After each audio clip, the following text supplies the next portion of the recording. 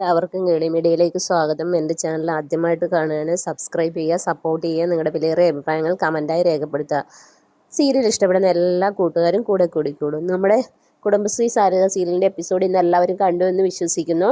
ഇന്നത്തെ എപ്പിസോഡ് നമ്മുടെ ശാരദ മറ്റേ ബ്ലോക്ക് മെമ്പറുടെ അടുത്ത് പോയി സംസാരിക്കുന്നതും അവിടുന്ന് അതൊന്നും നടക്കാതെ തിരിച്ചു വരുന്നതും, അതുപോലെ തിരിച്ചു വരുന്ന വഴിക്ക് നമ്മുടെ വിഷ്ണുവിനെ വഴിയിൽ വെച്ച് കാണുന്നതൊക്കെയാണ് സീനുകൾ. അപ്പം വിഷ്ണു ടയറൊക്കെ മാറ്റിയിടുന്നതും വേർത്ത് കുളിച്ച് നിൽക്കുന്നതും കണ്ടപ്പോൾ അവരുടെ ഉള്ളിൽ ഭയങ്കര സങ്കടം. ഇത് എല്ലാം തിരിച്ചടികളാണെന്ന് അവർ സ്വയം അങ്ങ് മനസ്സിനെ പറഞ്ഞിങ്ങനെ ബോധ്യപ്പെടുത്തുകയാണ്. എന്തൊരു വിധിയാണ്, എൻ്റെ മകനെ ഞാൻ എന്തിനാണോ ഇങ്ങനെ വളർത്തിയെന്നൊക്കെ സ്വയം ചിന്തിക്കുന്ന സീനാണ്.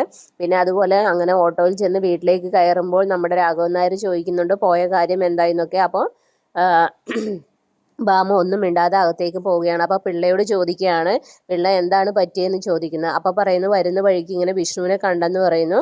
അപ്പം നമ്മുടെ സത്യഭാമ അടുക്കളയിൽ ചെന്നിട്ട് ഭയങ്കര സങ്കടത്തോടു കൂടി ഇങ്ങനെ നിൽക്കുന്ന ഒരു സീനിലാണ് ഇന്നത്തെ എപ്പിസോഡ് അവസാനിക്കുന്നത്. അപ്പം നാളത്തെ എപ്പിസോഡിലാണെങ്കിൽ നമ്മുടെ രാഘവൻ നായർ ശാലിനിയുടെ അടുത്ത് പോകുന്നുണ്ട്. അങ്ങനെ ശാലിനിയുടെ അടുത്ത് പോയിട്ട് സുഖവിവരങ്ങളൊക്കെ അന്വേഷിക്കുകയാണ്. അങ്ങനെ ശാലിനിയെ ഡിസ്ചാർജൊക്കെ ആക്കുകയാണ്.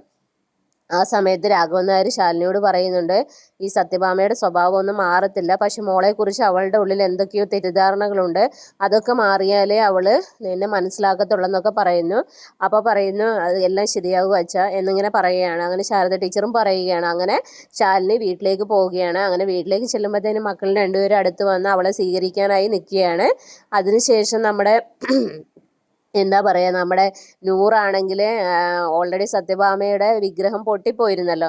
അപ്പം നൂറിന് അത് ഭയങ്കര സങ്കടമായിട്ടുണ്ടായിരുന്നു. അങ്ങനെ നൂറ് പുതിയൊരു വിഗ്രഹം വുമായിട്ട് ചെന്ന് നമ്മുടെ സത്യഭാമയ്ക്ക് കൊടുക്കുകയാണ്. സത്യഭാമയ്ക്ക് അത് കണ്ടപ്പോൾ ഭയങ്കര സന്തോഷമാകുകയാണ്. അപ്പോൾ പറയുന്നത് ഇവിടെ മതവും ജാതിയൊന്നും ഇല്ല, അതുകൊണ്ട് ഇത് വെച്ചു. അങ്ങനെ സത്യഭാമ അത് കെട്ടിപ്പിടിച്ചിട്ട് അതിങ്ങനെ അത് അവിടെ വെക്കുകയാണ്. അങ്ങനെയൊക്കെയാണ് എപ്പിസോഡ് പോകുന്നത്. അപ്പം നാളത്തെ എപ്പിസോഡിനെ എല്ലാവരും വെയിറ്റ് ചെയ്യുക. അപ്പോൾ okay, bye bye, thank you.